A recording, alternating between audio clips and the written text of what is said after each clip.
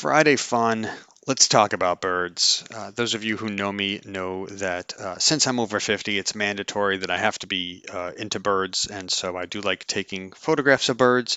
I especially enjoy the different names of birds, just the ridiculous names that some of them are called, and so I thought I'd have a little fun today. And if you think about it, our projects are pretty much a forest, just filled with birds of different shapes and sizes and noise levels, right?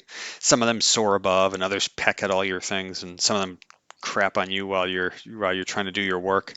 And by recognizing the species, yeah, maybe right, we can survive our meetings and deadlines and some of the stakeholder attacks. So just think of this quick presentation as a birdwatcher's guide to project management. Maybe you can bring your binoculars and warning that some bite and you may want to bring an umbrella. So let's just talk about some of these birds in the wild. You've got the deadline duck that they like to quack when you miss a schedule, and some of us actually are the deadline ducks since we're project managers. You've got the Scope-Creep Seagull, right? They steal resources and they refuse to leave, and they, leave presents for you sometimes by adding scope to you. Don't forget the budget buzzard that circles your finances, which with suspicious eyes and want to check out all your numbers. You've got the high flying hawks. These are people who fly really high. They'll spot a risk or an opportunity and they swoop right in with their brilliant ideas to save the day. Then you've got little chatterbox chickadees, right? They're constantly tweeting and updates and repeating them, and they're cute but kind of annoying. Like we all know these people on calls when you've got things to do and they're just chattering away. The approval pigeon, they always want to approve things. They demand to approve things, but then they leave approval droppings and don't actually approve anything, definitively, yes or no.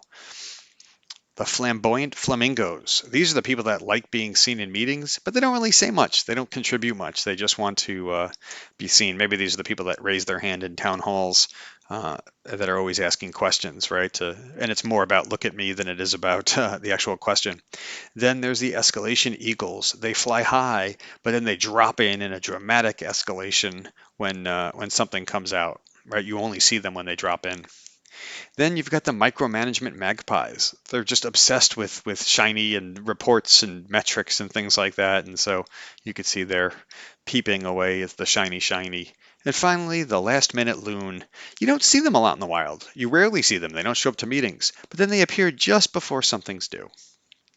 So a little bit of fun, but here's how you should watch your aviary: is keep an eye on the high flyers, right? Those that sort of want to stay high level. You can harness their vision, but don't let them get too detailed.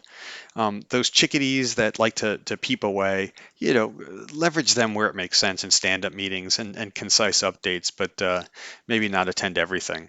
Respect the nests, but don't get trapped in them. You want to set the boundaries with some of these areas, the ducks, the seagulls, the magpies, and so on. And you want to use clarity so the birds respond better to firm instructions. And finally, anticipate their behaviors. In this case, bring an umbrella so that your plan doesn't get impacted. And that's a significant amount of droppings there. So, in summary, recognize your project birds. Knowing them is half the battle. And look, there are different archetypes of stakeholders and resources, and having that bird guide to understand, what are their strengths and sort of work towards them. You can manage the annoyances and really just avoid the chaos. So, a little bit of preparation, patience, and maybe humor will keep you peaceful. So, remember that the goal isn't to get rid of the birds, it's to make them work with you instead of against you. Now, if only some of the birds worked with me when I was trying to take their pictures, that would be fantastic. Thanks for watching.